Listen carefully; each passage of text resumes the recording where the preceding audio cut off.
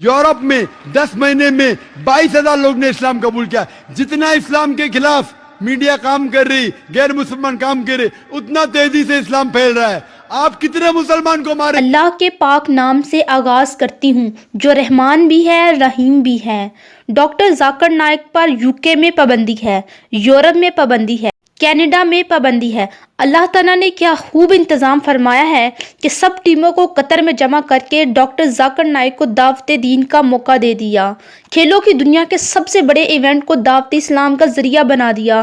دنیا بھر سے سینکڑوں علماء کرام اور اسکالرز کو دعوت دی گئی جو کہ مختلف زبانوں میں تبلیغ کا فریضہ سر انجام دیں گے. 2000 مقامی علماء کرام بھی ورلڈ کپ کی ڈیوٹی کریں گے. ملک بھر کی مساجد کے مؤذن تبدیل کر کے دلکش آوازوں والے مؤذن مقرر کر دیے گئے ہیں. ڈاکٹر ذاکر نائک سمیت عالمی مبلغین کو دعوت دی گئی جن کے لیے خصوصی سہولیات فراہم کی گئی ہیں. قطر نے کہا ہے کہ LGBT کو ورلڈ کپ میں پروموٹ نہیں کیا جائے گا. شراب پر پابندی اور عورتوں کے چست لباس پر بھی پابندی عائد ہے. قطر کا کہنا ہے کہ ہم 28 دن کے لیے اپنا مذہب تبدیل نہیں کر سکتے. دنیا کو ہماری روایات و اقدار کا پاس رکھنا ہوگا.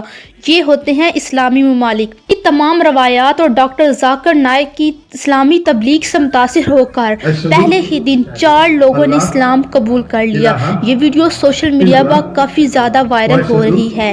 ہم لوگ بھی اس ویڈیو کو دیکھ کر اس کو اور ٹرینڈی بنا سکتے ہیں. کامنٹ سیکشن میں اپنی رائے ضرور دیجیے گا. I bear witness that there is no God but Allah, and I bear witness that Prophet Muhammad